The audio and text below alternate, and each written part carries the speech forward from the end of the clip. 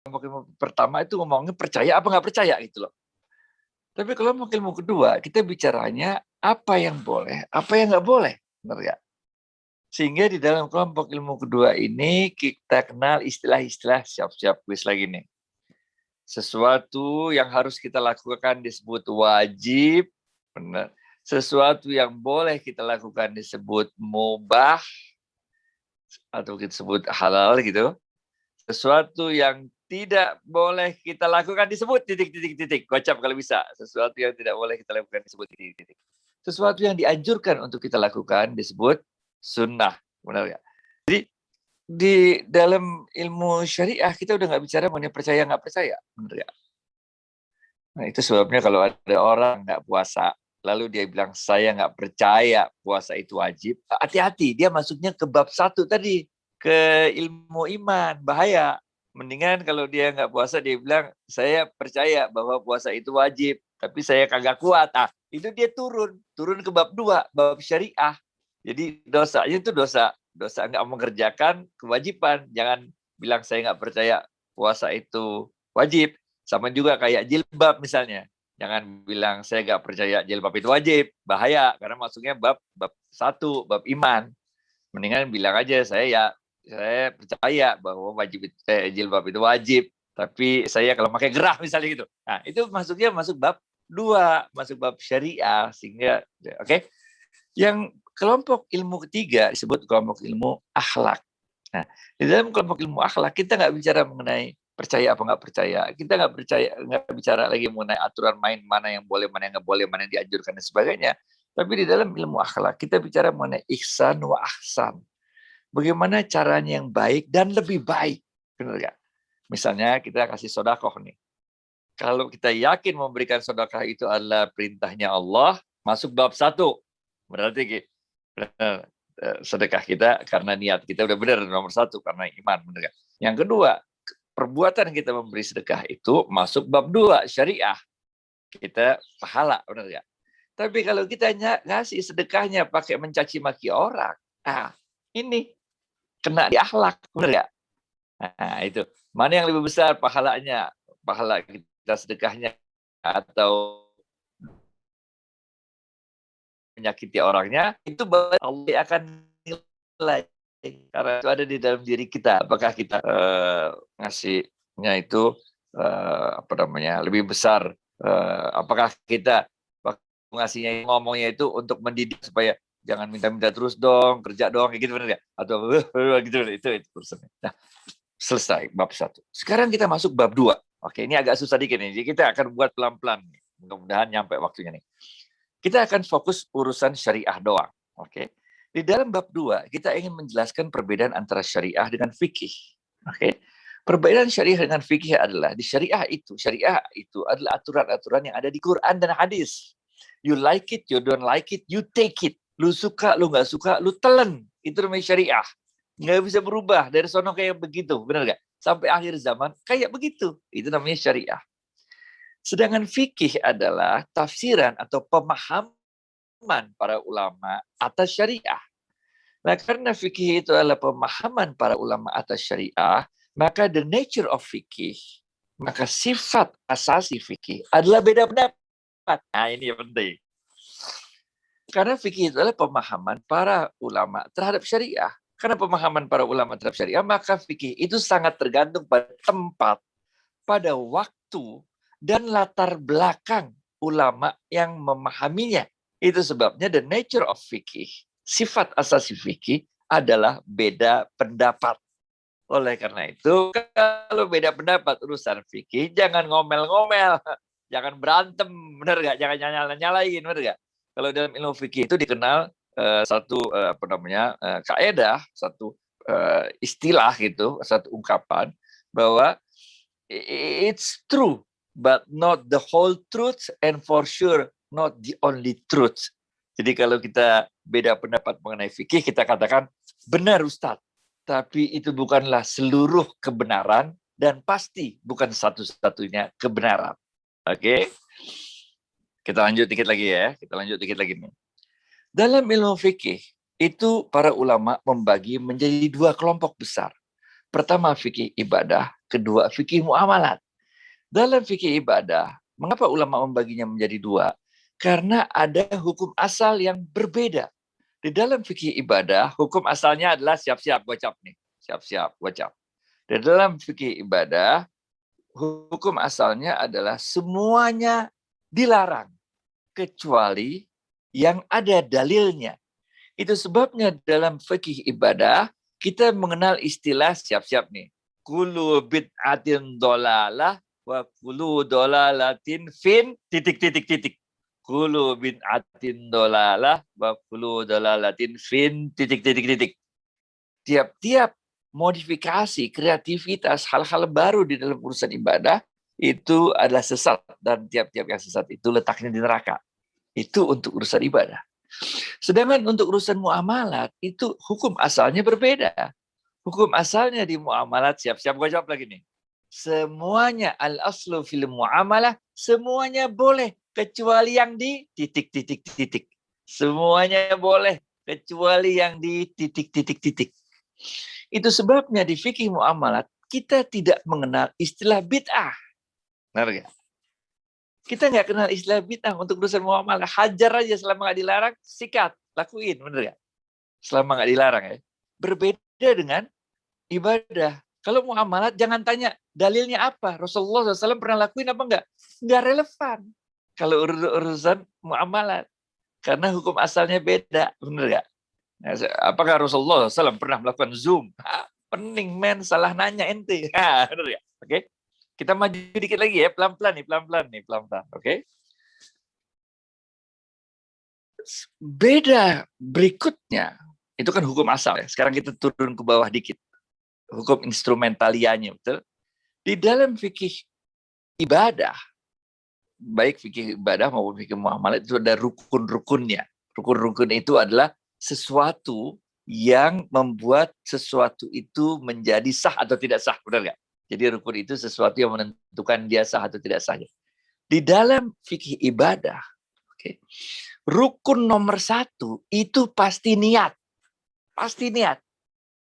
Kalau ente wudhu tapi nggak pakai niat, namanya bukan wudhu, namanya cuci muka. Benar ya? Kalau ente mandi junub tapi nggak pakai niat, namanya bukan mandi junub. Dia nggak menghilangkan hadas besar. Benar nggak? Kalau ente melakukan gerakan sholat, tapi kagak niat, namanya bukan sholat, namanya olahraga. Benar nggak? Kalau ente sa'i nggak pakai niat, namanya ente jogging. Nah, gitu, benar kan? Jadi di fikih ibadah, rukun nomor 1 itu pasti niat. Pasti niat. Rukun itu menentukan seberapa, kapan mulainya, kapan selesainya. Kayak sholat, itu rukunnya ada 13. Rukun nomor 1 pasti niat. Rukun nomor 13, salam. Ngerti gak? Nah, itu yang namanya ibadah sholat. Oke? Jadi begitu kita salam, kanan, salam kiri, udah selesai itu ibadah sholatnya. Boleh minum, boleh garuk-garuk kepala, boleh buka handphone, karena udah salam, udah selesai salatnya. Termasuk boleh salaman sama orang sebelah, kalau mau, bener nggak? Kalau nggak COVID, kalau COVID jangan, bener nggak? Ngerti? Jadi nggak usah nggak usah perdebatan lagi. Apakah salaman kepada jemaah di sebelah setelah sholat, bid'ah apa enggak? Jangan gitu lagi, bener nggak? Karena udah keluar dari bab ibadah, karena ibadahnya udah selesai pas salam, bener nggak? Kalau pertanyaannya, apakah salaman setelah sholat itu sunnah? Enggak. Benar nggak? Enggak sunnah. Bener. Tapi apakah bid'ah? Enggak juga. Benar nggak? Jadi apa? Terserah, muamalat. Benar nggak? Minum boleh, buka handphone boleh, salaman juga boleh lah. Benar nggak? Sekarang yang muamalat. Di muamalat, rukun yang pertama bukan niat. Oke? Di muamalat, rukun yang pertama adalah para pihak. Nah, ini bedanya. Kalau rukun di ibadah, rukun nomor 1-nya pasti niat.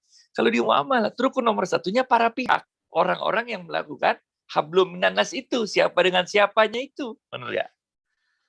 Sehingga di dalam muamalat, niat tidak menentukan sah atau tidaknya suatu transaksi. Oke. Bab 2 selesai. Bab 3, kita maju dikit-dikit, kita bangun ininya nih, kerangka pikirnya dikit-dikit ya. Bab 3. kita masih ngomong tentang syariah, fikih. Benar, sekarang kita turun lagi dikit lagi. Oleh karena itu, hukum yang tadi, wajib, sunnah, haram, makruh, apa tadi ya? Kok jadi lupa? Itu dah, bukannya halal atau mubah, jais ya. Itu juga ada tingkatan-tingkatannya. Oke. Ada haram level syariah, ada haram level fikih. Paham nggak? Paham nggak? Apa itu contohnya? Misalnya begini. Haram makan babi. Nah, siap-siap gue cap ya, siap-siap gue cap ya, siap-siap gue cap. Haram makan babi. Itu haram levelnya syariah.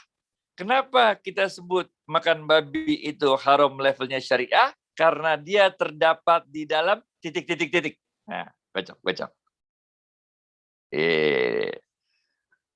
Makan babi haram. Haramnya levelnya syariah. Kenapa kita sebut haramnya levelnya syariah? Karena larangan makan babi terdapat di dalam... Oke. Paham ya. Nah, lain sama misalnya, apakah Bitcoin halal apa haram? Benar ya? Itu nggak ada di sini, nggak ada di dalam Quran. Benar ya? Nggak ada dalam Quran. Benar ya? Oleh karena itu, dia levelnya pasti bukan level, kalaupun haram, dia bukan level syariah. Dia level fikih. Paham nggak? Jadi pokoknya kalau yang udah ketemu di Quran atau hadis, levelnya level syariah. Tidak, dia turun menjadi level fikih. Benar ya? Kalau level fikih, tenang-tenang aja men, beda pendapat biasa-biasa aja. Benar ya? Oke. Masih nyambung sampai situ ya. Kita terusin dikit lagi nih, pelan-pelan nih, biar terstruktur mikirnya. Kita terusin dikit lagi. Oke? Di dalam fikih sendiri, jadi kita udah bicara mengenai bahwa ada dua level ya. Level syariah dan level fikih ya. Kalau di level syariah yang haram dibagi lagi menjadi haram li zatihi, haram zatnya, dan haram li ghairihi, haram yang perbuatannya. Kalau yang haram zatnya di dalam Quran cuma 4, babi, bangkai, khamar, sama darah. Udah. Benar ya? Udah 4 aja, udah nggak banyak-banyak lah. Babi, khamar, bangkai, sama apa tadi? Jadi lupa. Babi, khamar, bangkai, darah. Oke. Empat, ya benar ya. Lainnya nggak ada di Quran, benar ya. Jadi kalau nanya, apakah kodok itu haram? Gitu. Kagak ada di Quran, benar ya. Itu adanya nanti di ilmu fikih. Berarti nanti kita ngomong tentang fikih. Bagaimana para pendapat ulama tentang keharaman kodok misalnya. Atau keharaman penyu misalnya. Benar ya? Nanti ada beda pendapat di situ para ulama. Kalau beda pendapat soal fikih, tenang-tenang aja. Jangan berantem, jangan nyalain. Jangan merasa paling benar gitu aja. Benar ya? Kita maju dikit lagi. Di dalam ilmu fikih, tadi kan ada haram syariah, haram fikih. Di dalam ilmu fikih, itu juga ada tingkatan-tingkatannya. Benar ya? Ada tingkatan-tingkatannya. Tingkatan paling tinggi namanya ijma. Ijma. Apa itu ijma? Ijma itu ada kesepakatan semua ulama. Semuanya sepakat. Di bawah ijma, itu ada yang lebih rendah dari ijma. Namanya, bahasa Indonesianya, mayoritas ulama atau sebagian besar ulama. Yang disebut dalam bahasa yang lebih ini disebut sebagai titik. Ya. Pendapat mayoritas ulama. Oh, bukan. Terdiri dari 2 kata. Kata pertama diawali dengan huruf J. Kata kedua diawali huruf U. Benar ya? Oke. Mayoritas ulama tuh bahasa Arabnya tuh terdiri dari 2 kata. Kata pertama J, kata kedua U. Benar ya? Oke. Jadi ada ijma, di mana semua ulama sepakat. Di bawahnya ada jumhur ulama. Di bawahnya ada lagi. Namanya ijtihad jama'i. yaitu sekumpulan ulama, walaupun nggak mayoritas, sekumpulan ulama berpendapat tentang suatu hal, bisa halal, bisa haram, dan sebagainya, benar ya.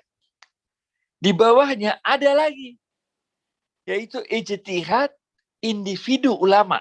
Seperti kalau di TV-TV, di radio-radio, atau di pengajian-pengajian, ada ustadz kasih ceramah, lalu buka sesi tanya jawab. Lalu ada yang nanya, lalu apa hukumnya ini? Oh, itu haram. Ini halal, haram, halal. Itu boleh gitu. Itu namanya ijtihad individu. Dia di bawah letaknya itu. Ada lagi yang lebih bawah lagi. Namanya ijtihad individu orang awam. Kayak kita nih, kita orang awam. Kita lagi jalan-jalan nih, kemana, ke luar negeri, bener gak? Nah, kita bingung deh tuh, bagaimana nih? Mau wudhu kedinginan nih, zaman es, segala macam lagi dingin udah. Boleh gak kita? Itu ijtihad individu. Jadi ini ada tingkatannya juga. Mulai dari ijma, jumhur ulama, ijtihad jama'i, ijtihad individu para ulama, kemudian ijtihad individu orang-orang awam. Nah, oke. Nah, udah sampai bab mana tuh? Oke. Nah, sekarang kita bab 3 habis nih, terakhirnya habis. Kita udah sekarang akan masuk ke maliyah, benar ya? Nah, di dalam fikih muamalat maliyah, maka kita bisa menemukan transaksi-transaksi, kalau kita udah langsung maliyah ya, kita akan bisa menemukan transaksi-transaksi ini dibagi menjadi 2 bagian besar dulu. Pertama adalah transaksi-transaksi yang sifatnya tijari, yaitu mencari keuntungan, jual beli, sewa menyewa, syirkah, segala macam. Dan kelompok yang kedua adalah kelompok transaksi-transaksi yang tabarru, yang sifatnya nggak nyari untung, tapi sifatnya untuk tolong-menolong. Benar ya? Nah, di dalam yang sifatnya mencari untung, yang tijari, ini bisa dibagi transaksinya menjadi 2 jenis. Yang pertama adalah transaksi tentang jual beli dan segala turunannya. Kalau transaksinya jual beli dan segala turunannya, dia harus ada kepastian. Setiap ketidakpastian dalam jual beli namanya goror. Tambah susah aja nih, bener ya? Tapi mudah-mudahan ngerti dah. Sedangkan di transaksi yang sifatnya syirkah, dia malah tidak boleh dipastikan. Kalau dipastikan namanya riba. Bener gak? Tambah pening dah. Saya berhenti sini aja dah. tambah dalam, tambah ente, tambah pening ntar. Bapak Ibu sekalian, saya hentikan dulu di sini supaya ilmunya mengendap sedikit. Nanti kalau ada waktu kita akan perdalam lagi pemahamannya. Back to you, Pak Moderator. Jazakallah khair Bang Adiwar Makarim atas pencerahannya ya. Jadi di hari ini kita sudah dibuka wawasan kita terkait muamalah. Kalau nggak salah ada sekitar 4 bab jadinya ini, Ustadz. Ya. Kalau di kuliah ini udah berapa semester gitu ya. Yang pertama bab tentang kelompok ilmu Islam, kemudian yang kedua bab tentang perbedaan antara syariah dan fikih. Kemudian bab yang ketiga tingkatan atau level-level syariah dan fikih, dan yang terakhir adalah bab maliyah. Nah, untuk sesi selanjutnya mungkin Bapak Ibu jamaah sekalian ada yang ingin ditanyakan atau dibahas lebih lanjut, bisa ditanyakan secara langsung, silahkan untuk membuka mikrofonnya, bisa bertanya langsung kepada Bang Adi Warman, atau bisa juga mengisi kolom chat yang ada di kolom chat Zoom sehingga kita bisa bertanya secara langsung. Ini momen langka nih Bang Adi Warman, nih golden moment ini, susah ini mendapatkan waktunya gitu. Silakan Bapak Ibu jamaah sekalian jika ada yang ingin ditanyakan atau masih mengendapkan dulu pemahamannya. Sambil menunggu jamaah mengendapkan, saya akan coba membuka itu, menggali lebih ya sedikit lah sehingga jamaah bisa sedikit membuka pertanyaan. Saya ingin Bertanya juga Ustadz, mungkin Ya. untuk membuka ya, terkait dengan kondisi kekinian nih Bang Adi Warman. Ini kan kita sudah masuk era modern di mana transaksi saat ini itu sudah tidak lagi menggunakan transaksi yang sifatnya uang kartal atau uang cash ya. Kita selama ini pada zaman bahela, pada zaman dulu kita transaksi awalnya kita menggunakan metode barter, tukar menukar barang dan lain sebagainya, kemudian berpindah kepada metode dengan uang, kemudian sekarang kita menggunakan yang namanya uang elektronik, e-wallet, kemudian sekarang mungkin banyak gila-gilaan promo-promo, diskon, ongkos kirim di belanja-belanja online. Nah, terkait hal tersebut mungkin bisa diberikan kisi-kisi atau kira-kira transaksi yang dilakukan untuk saat ini secara syariah atau secara fikih itu hukum atau perlakuannya seperti apa ya Bang Adi Rahman Karim? Ya, untuk membuka dulu nih. Silakan. Tapi curang. Tadi gue nanya gampang-gampang semua. Ini nanya langsung susah. Oke, ini ya. Pertama, barter itu nggak dikenal. Zaman Rasulullah SAW ratusan tahun yang lalu itu udah maju ekonominya, udah maju, udah pakai duit. Emang zaman batu. Kecuali di Eropa. Eropa mengenal barter. Tapi zaman Rasulullah SAW kita nggak kenal barter. Kita udah kenal duit. Duit yaitu duit dari Romawi. Namanya dinar yang dicetak oleh Raja Dinarius. Dan duit Persia yang dicetak oleh kerajaan Persia yaitu dirham. Kemudian di zaman nanti berubah, Rasulullah SAW meninggal, kemudian Khulafaur Rasyidin meninggal, kemudian diganti oleh Bani Umayyah, benar nggak? Di zaman Abdul Malik nanti dicetaklah uang masih dalam bentuk emas, tapi di zaman Bani Abbasiyah kemudian nanti kita belajar lagi, kemudian nanti Bani Abbasiyah ada Bani Mamluk, nanti zaman namanya di zaman Sultan Barkuk, itu baru diintrodusir uang jenis baru. Tadinya uang cuma dua, dinar, dirham. Tapi zaman Sultan Bakuk itu diintrodusir uang jenis baru, yaitu yang dicampur pakai tembaga. Namanya fulus. Nah, oleh karena itu setiap uang yang tidak terbuat dari emas atau perak disebut fulus. Benar nggak? Nah, jadi cerita panjang tuh. Kemudian nanti alat tukar itu disebut sebagai nukut. Kita ada istilah-istilahnya lah. Sampai saat ini. Kalau pertanyaan apakah uang elektronik, e-money segala macam halal apa haram, kita balik ke hukum asal. Kalau muamalat semuanya boleh, kecuali yang dilarang. Gitu aja dah, benar nggak? Timbul persoalan ketika apakah boleh ada cashback-nya. Itu baru timbul persoalan. Tapi kalau mengenai e-money-nya sendiri, udah dari sononya boleh, benar nggak? Karena hukum asalnya halal. Timbul persoalan ketika boleh atau tidak mendapatkan cashback, karena pada kenyataan, pada prakteknya kan kita seakan-akan menitipkan uang atau meminjamkan uang kepada provider, benar nggak? Nah, dalam Islam itu ada rumusnya, rumus riba itu kan adalah kullu qardin jara naf'an fahuwa riba. Tiap-tiap pinjaman yang menimbulkan manfaat adalah riba. Lah, kan kita minjemin duit ke provider, kemudian provider ngasih cashback, riba dong, benar nggak? Iya kan? Ya riba kalau begitu. Tapi ada caranya supaya nggak riba. Kita belokin dikit. Benar nggak? Ya itu gimana caranya? Nah, caranya yang memberi diskon jangan providernya. Yang memberi diskon si vendornya. Benar nggak? Selesai. Nah itulah kerjaan kita sebetulnya di Dewan Syariah Nasional sebagai konsultan. Itu kerjaan kita itu adalah kalau ketemu masalah, ya jangan begitu caranya. Begini caranya ya. Benar nggak? Kalau begitu mah haram. Kalau begini mah halal. Benar nggak? Nah, hal-hal seperti itulah yang terus kita lakukan. Jadi, kalau riba itu adanya di Quran. Berarti riba itu haramnya haram level syariah. Benar nggak? Benar nggak? Tapi kalau kita tanya lebih detail, lebih apa namanya, lebih misalnya, apakah bunga bank riba? Itu nggak ada di Quran. Tidak ada keharaman bunga bank di Quran. Juga nggak ada di hadis. Sehingga levelnya harus level fatwa. Nah, untuk bisa memberikan fatwa, itu harus punya dua ilmu. Pertama, ilmu tentang syariah. Ilmu tentang syariah ini banyak banget. Mulai dari ilmu hadisnya sendiri kalau di DSN ya. DSN itu komposisi orang di DSN itu ilmu hadisnya 3 orang. Ada 3 orang yang punya keahlian bidang ilmu hadis. Mulai dari ilmu hadisnya, ilmu mustalah hadis, ilmu rawi-rawi segala macam itu ada 3 orang yang punya keahlian dalam ilmu hadis.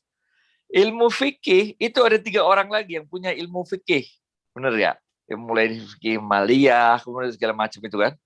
Kemudian yang punya ilmu usul fikih, ada lagi 3 orang punya ilmu kaidah fikih. Jadi di DSN itu terdiri dari orang-orang dengan spesialis-spesialis yang berbeda-beda.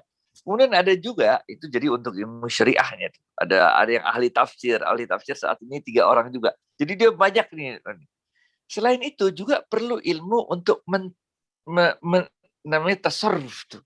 Orang yang meneliti tentang transaksi itu kayak apa.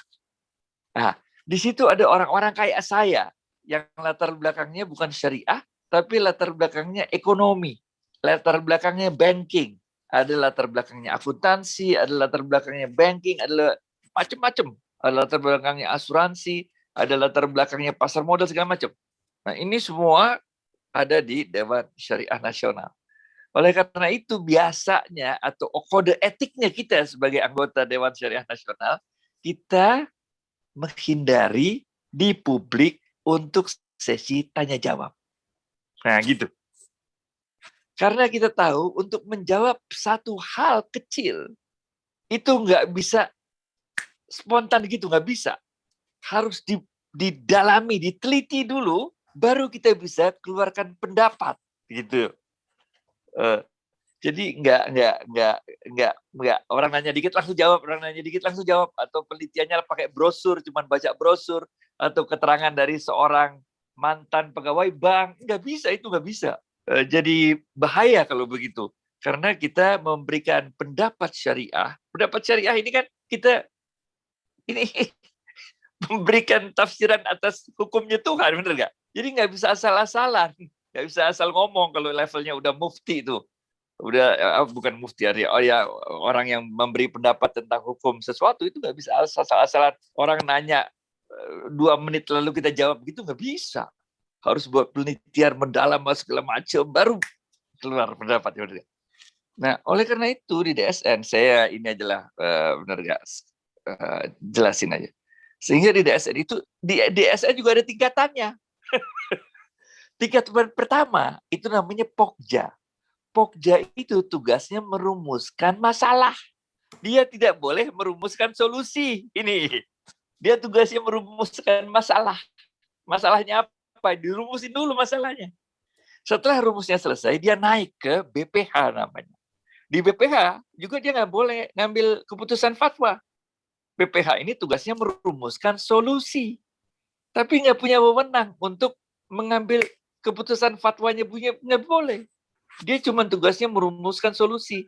Jadi ada Pokja merumuskan masalah, ada BPH tugasnya merumuskan solusi, baru naik ke atas di pleno. Nah, kalau di pleno pimpinan itu, dia ini levelnya maslahat. Nah, setelah dikaji, solusinya ada beberapa solusi misalnya kan, nanti dilihat dari solusi A, B, C, mana yang paling maslahat. Baru keluar fatwa. Itu sebabnya proses untuk menjawab satu persoalan nggak gampang. Kecuali kalau nanyanya riba, itu hukumnya syariah atau fikih. Gampang, itu Pak. Syariah. Allah 1 apa 2? 1. Itu Pak gampang. Ya. Jadi kalau di publik itu gampang jawabnya. Apakah Rasulullah sallallahu alaihi wasallam apa gitu misalnya Rasulullah SAW seorang yang majnun. Nah, gampang jawabnya. Tapi kalau nanyanya udah apakah MLM halal apa haram? Nah, itu kan nggak bisa asal-asalan jawab. MLM yang mana? Mesti diteliti dulu, benar nggak? Apakah doorship halal apa haram? Kan nggak bisa asal-asalan kita jawab halal apa haram, benar nggak? Doorship yang mana nih? Karena doorship itu doorship bisa haram kalau begini, bisa halal kalau begini, benar nggak? Jadi ini bukan kalau urusan ibadah gampang, men. Apakah boleh menerima telepon ketika lagi sholat? Gampang jawabnya, haram. Benar nggak? Tapi kalau doorship, apakah doorship halal apa haram? Nggak gampang jawabnya. Karena ada doorship yang haram kalau begini, ada doorship yang halal kalau begini. Kita ambil contoh lagi misalnya. Apakah Bitcoin halal apa haram? Nggak bisa langsung kita jawab, Pak. Itu harus diteliti dulu. Bitcoin yang mana? Yang diterbitkan oleh siapa? Atas transaksi apa? Dan Bitcoin yang diterbitkan oleh siapa? Atas transaksi apa? Jadi, to make the long story short, itu sebabnya dari awal saya nanya, benar nih mau belajar fikih muamalat maliyah, benar nggak? Karena untuk fikih muamalat maliyah, kita di DSN disarankan untuk tidak langsung masuk pada topik-topik yang aktual sebelum para pendengar kita jelaskan struktur ilmunya dulu. Itu sebabnya tadi kita coba ajarin struktur ilmunya dulu, ada 4 bab, dan kemudian untuk mencegah pertanyaan-pertanyaan yang nanti harus saya jawab spontan, maka kita jawab dengan cara menunjukkan betapa satu pendapat fikih di Dewan Syariah Nasional MUI is not an easy task. It's a long way to go. Mesti ada 2 ilmuwan sebenarnya. Nah, udah kepanjangan gue jawab nih. Back to you. Baik, terima kasih Bang Adi Warman. Tadi beberapa pertanyaan ya udah dijawab terkait dengan apakah riba itu masuk syariah atau fikih. Nah, jawabannya adalah dia masuk ke syariah. Kemudian bagaimana hukumnya emas digital? Berarti ini mirip-mirip dengan Bitcoin ya, Bang Adi Warman ya. Artinya tergantung emas digitalnya seperti apa dulu ya, transaksinya seperti apa dulu, fiturnya seperti apa dulu. Kemudian pertanyaan selanjutnya, untuk investasi reksadana dan saham, bagaimana hukumnya? Ya, Ustaz. Iya, saya kasih contoh ya. Saya kasih contoh bagaimana saya bisa terjebak pada kecerobohan dalam menjawab pertanyaan fikih. Misalnya pertanyaan, emas digital, halal apa haram? Ini pertanyaan yang menjebak. Apa yang dimaksud emas digital? Apakah cara belinya secara digital? Benar nggak? Nah, kalau beli emas secara digital, ya nggak apa-apa lah. Tinggal pencet-pencet. Kita beli makanan pakai GoFood, pencet-pencet digital. Itu kan sama juga pertanyaan, apakah makanan digital boleh apa tidak? Benar nggak? Lah yang dimaksud makanan digital itu apa? Belinya, mesennya pakai digital. Ya boleh lah, asal makanannya halal. Benar nggak? Sama juga kayak emas digital. Yang dimaksud pertanyaan emas digital itu apa? Kalau cara belinya pakai digital, ya bolehlah beli emas, kok nggak boleh, benar nggak?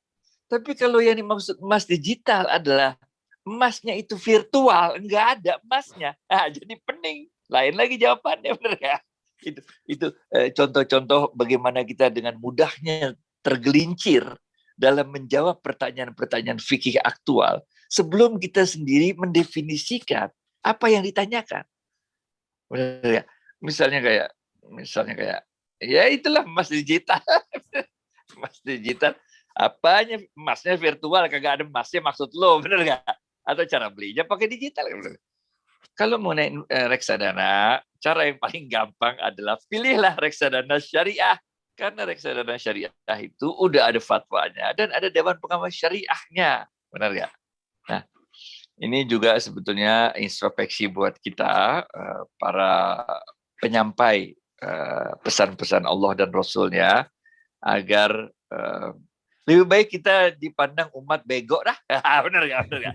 Lebih baik kita dipandang, ustadznya kagak ngerti, ditanya gitu aja. Nggak apa-apa. Lebih baik kita dipandang umat bego, bener nggak? Daripada kita ceroboh dalam memberikan pandangan fikih sebelum kita mendefinisikan apa yang menjadi pertanyaan. Ini banyak. Misalnya, nabung emas boleh apa enggak? Nah, apa yang dimaksud nabung emas? Kan mesti didefinisikan dulu. Kalau kita beli emas 100 gram, lalu kita simpan di rumah, tabung emas, seperti orang tua kita beli, terus simpan di lemari, ya boleh lah. Apa yang nggak boleh? Kalau kita beli pakai duit kita sendiri, emas yang kita taruh lemari, benar nggak? Tapi kalau yang dimaksud dengan nabung emas adalah hal lain lagi, ya ntar dulu, kita periksa dulu, benar nggak? Benar nggak? Jadi ada hal-hal yang kita cenderung sebaiknya berhati-hati dalam memberikan jawaban kepada umat, apalagi belum tentu apa yang ditanyakan itu dalam perspektif, dalam pemikiran umat itu belum tentu sama dengan apa yang dalam perspektif Ustadz yang menjawabnya. Ini udah jam berapa nih? Udah terang di rumah nih. Masih ada nih Ustadz. Ini dikit lagi, Bang Adi. Siap, siap. Jadi kan tadi ada 3 pertanyaan sudah terjawab dari Pak Hairul, Pak Asep, dan Mbak Dwinda. Next question ini dari Pak Tosan. Ini beliau menanyakan konsep ekonomi syariah apa yang bisa kita lakukan dalam komunitas atau perumahan ya. Berarti di kompleks perumahan kita ini di Grand Matoa, kira-kira konsep syariah apa yang bisa kita lakukan? Gitu. Oh, ini banyak banget, Bos. Ini banyak banget. Banyak banget. Tadi kita berbicara di atas bahwa ada 2 kelompok. Kelompok tijaroh yang ngambil untung dan kelompok tabarruk. Di komunitas itu sangat terbuka sekali kemungkinan kita kembangkan yang jenis tabarruk. Nah, saling melindungi. Kita buat pool of fund, kita buat kumpulin dana. Dana itu kita gunakan nanti kalau ada yang sakit, ada yang keperluan mendadak apa segala macam, kita bisa lakukan hal-hal seperti itu, benar nggak? Untuk di komunitas. Kalau komunitas kita mau juga masuk ke yang tijaroh, pesan saya hati-hati. Benar nggak? Kalau yang saling tolong menolong, ini ada babnya. Gocap nih, gue pengen tahu nih masih udah pada tidur belum nih, benar nggak? Gocap ya. Allah berfirman, wa ta'awanu 'alal birri titik titik titik wa ta'awanu 'alal birri titik titik titik. Ini babnya di sini. Wala ta'awanu 'alal ismi wal 'udwan. Kalau untuk yang bab tabaruk saya sangat menganjurkan dilakukan di komunitas-komunitas. Tapi kalau udah masuk bab tijaroh, bab jual beli, kita harus lebih hati-hati untuk memberikan kejelasan siapa melakukan apa, siapa membayar apa, untuk siapa. Karena kita ini bisa jadi sahabat, teman ngaji, tetangga yang sangat akrab, sangat karib, sangat baik hubungannya, tapi rusak gara-gara hubungan tijarohnya tidak didefinisikan sejak awal. Sehingga nanti ada orang yang merasa saya lebih berat, saya lebih banyak pengorbanannya, kenapa begini, saya begini, macam-macam, benar nggak? Jadi waktu itu Sayyidina Umar bin Khattab bertanya pada seorang, ya, apakah engkau kenal dia? Gitu kan. Oh, kenal baik katanya. Kemudian Sayyidina Umar bin Khattab bertanya, apakah engkau tetangganya yang melihat kelakuan dia 24 jam ngapa-ngapainnya, benar nggak? Bukan. Apakah engkau pernah melakukan perjalanan jauh dengannya sehingga kalau perjalanan jauh kan ketahuan tuh gimana kelakuan karakter orang, sabar-sabarnya, nggak sabarnya, ngomelnya segala macam nggak? Nggak pernah katanya. Sayyidina Umar bertanya lagi, apakah engkau pernah bertransaksi keuangan, bertransaksi ekonomi dengan beliau? Benar nggak? Ya, transaksi ekonomi kan ketahuan, ntar ada yang suka belum punya duit ntar ya, padahal punya duit, benar nggak? Ada yang modal gitu. Atau kapan nih jadinya bajunya nih? Ya insya Allah dah hari Kamis depan. Kamis depan nggak jadi. Habis itu dia bilang afan akhi, benar nggak? Nah, udah ketahuan itu kelakuannya. Maka orang ini menjawab juga, belum pernah ya Amirul Mukminin. Kalau begitu engkau tidak mengenalnya, kata Sayyidina Umar bin Khattab, benar nggak? Jadi ini pesan saya, kami punya banyak pengalaman, punya banyak cerita dari berbagai komunitas. Kalau itu di komunitas itu mengembangkan yang sifatnya tabarru wa ta'awanu 'alal birri wat taqwa, itu akan jalan dengan baik. Tapi kalau dia sifatnya tijarah untuk keuntungan, itu harus lebih hati-hati karena di antara komunitas ada yang latar belakangnya bisnis, ada yang memang pebisnis, ada yang latar belakangnya pegawai, ada yang nggak ngerti segala macam nih. Ini harus di manage dengan hati-hati, dengan tepat segala sesuatunya, transparan. Udah. Alhamdulillah. Clear ya Bapak Ibu jamaah. Ini kayaknya menarik nih Bang Adi Muhammad. Terakhir ini gabungan dari pertanyaan terakhir ini. Pertanyaannya ini seperti ini. Ini menggelitik banyak masyarakat saat ini terkait dengan transaksi perbankan ya. Pertanyaannya adalah kenapa model transaksi syariah susah diterapkan di kalangan untuk transaksi yang bersifat real? Apakah ada cara yang lebih mudah untuk penerapannya? Kemudian dirangkaikan juga dengan saat ini transactional banking system itu masih berlangsung dual banking ya. Ada bank syariah, ada bank konvensional. Di mana bank syariah masih kecil ya, Bang Adi Warman, masih 6% kurang lebih ya pangsa pasar kita. Apakah bisa dibilang bahwa saat ini syariah banking itu merupakan, ini istilah baru ini saya dengar, riba from the back door. Jadi riba dari jalur belakang gitu. Mungkin itu terakhir ya Bapak Ibu pertanyaan untuk subuh pagi hari ini. Mudah-mudahan bisa mencerahkan dan membuka wawasan. Silakan Bang Adi Warman. Kemenangan hakiki kita bukanlah ketika pangsa pasar bank syariah itu mencapai 100%. Benar nggak? Benar nggak? Sama juga nih. Kemenangan hakiki kita bukanlah ketika seluruh orang di dunia ini masuk Islam. Ngerti gak? Ngerti gak? Ngerti gak? Tapi kemenangan hakiki kita ketika prinsip-prinsip syariah, nilai-nilai syariah digunakan secara luas di perbankan konvensional. Kemenangan hakiki kita ketika nilai-nilai Islam dilaksanakan oleh orang non-Islam sekalipun. Ngerti gak lo? Ngerti gak lo? Ngerti gak? Ngerti gak? Ngerti gak? Karena urusan orang Islam apa enggak Islam, itu urusan hidayah. Bukan urusan kita, urusan Allah. Benar ya? Urusan kita adalah bagaimana menyampaikan kebenaran kepada umat manusia seluruhnya. Dia Islam apa enggak Islam? Kalau dia enggak Islam, ya udahlah, itu bukan urusan kita, itu urusan hidayah Allah, benar ya? Tapi walaupun dia bukan Islam, gimana caranya agar dia melaksanakan nilai-nilai Islam? Benar nggak? Benar nggak? Benar nggak? Jadi ini yang kita lakukan. Bank Muamalah tahun 92 berdiri. Oke. Memang secara presentasi pangsa pasar baru 6%. Enggak apa-apa. Karena tugas kita bukan itu. Tugas kita adalah ihya ulumuddin. Menghidupkan kembali nilai-nilai Islam. Kebayang nggak sih Menteri Keuangan ngomong tentang syariah? Kebayang nggak Gubernur Bank Indonesia belajar syariah dari DSN MUI? Benar nggak? Kebayang nggak sih bahwa ada ratusan universitas sekarang di Indonesia ngajarin mata kuliah ekonomi Islam, bank syariah? Benar nggak? Apakah itu bukan kemenangan? Benar nggak? Benar nggak? Oke. So, sekarang, sebagaimana juga tahapan kita, awal-awal, emang ente tahsin, ente udah benar tajwidnya, ente udah benar makhrajnya. Nah, belum kan? Awal-awalnya kita ikro kan, kita baca Quran ya tak terbata-bata baca Quran, benar nggak? Tapi apakah dengan terbata-batanya itu kita nggak melakukan sholat? Udah biar kata kita bacaan masih alhamdulillahirabbil alamin, karomani rokim, tetap sholat, men. Ngerti gak?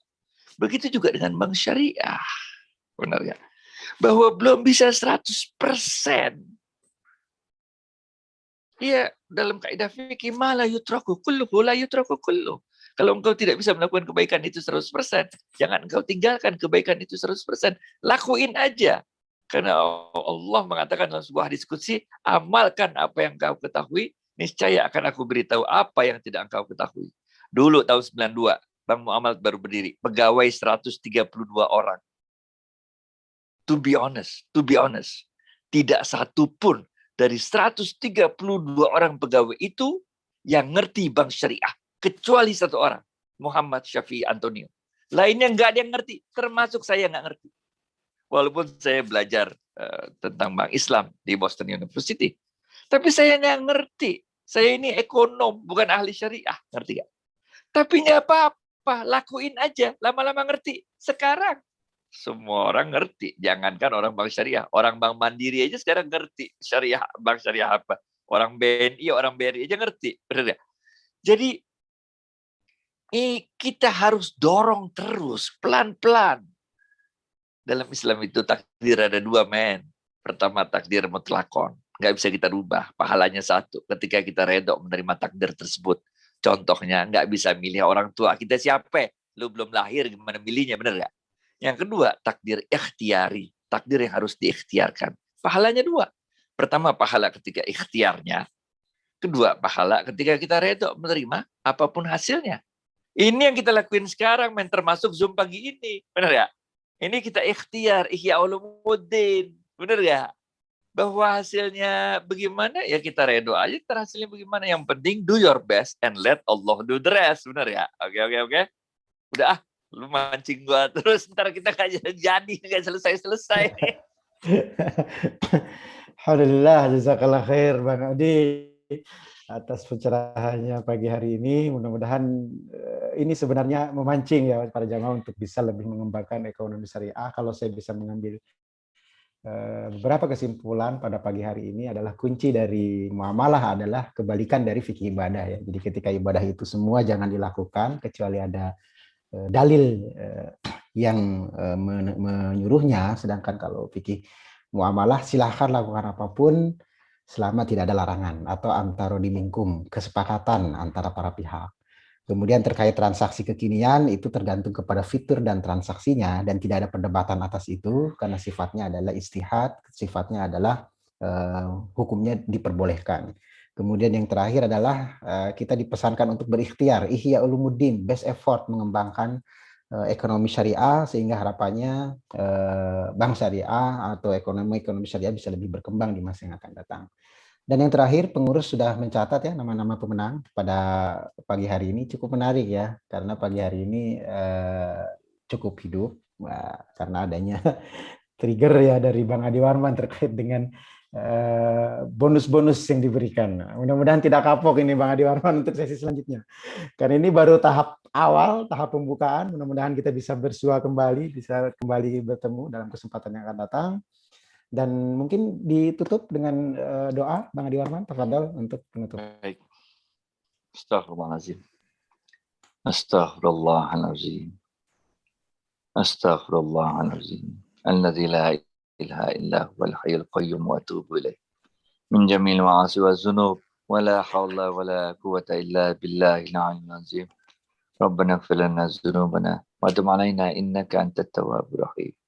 Ya Allah, Ya Aziz, Ya Ghaffar, Ya Allah, Ya Rahman, Ya Rahim, Ya Wasi'al Maghfirah, birahmatika Ya Arhamar Rahimin, Irhamna, Allahumma innaka afun karim, tuhibbul afwa fa'fu anna ya karim, Rabbana atina fid dunya hasanah, wa fil akhirati hasanah, wa qina azaban nar. Wassallallahu ala sayyidina Muhammad wa ala alihi wa sallam. Subhana rabbika rabbil izzati amma yasifun. Wassalamun alal mursalin. Alhamdulillahi rabbil alamin. Assalamualaikum warahmatullahi wabarakatuh. Waalaikumsalam. Thank you semuanya. Thank you. Pamit ya. Terima kasih kepada Bapak Ibu jemaah sekalian. Mohon maaf atas segala kesalahan dan kekhilafan. Mudah-mudahan kita senantiasa diberikan semangat untuk selalu thalabul ilmi. Kembalikan kepada Pak Hairul, tafadhol. Assalamualaikum warahmatullahi wabarakatuh. Jazakallah Pak Soleh. Terima kasih Bapak Ibu sekalian atas kehadirannya, partisipasinya. Ini sangat tercerahkan pagi ini. Mudah-mudahan bisa pelan-pelan untuk mengikuti tadi apa yang diinspirasikan oleh Bang Adi. Terima kasih semuanya. Sampai berjumpa nanti sore. Ada ngabuburit ya bersama Ustadz Muta Ali. Silahkan jam 4:30 sore. Terima kasih semuanya. Assalamualaikum warahmatullahi wabarakatuh. Waalaikumsalam. Terima kasih Pak Tata. Ya, nih. Khairul. Ya, terima kasih Pak Taufik. Ya.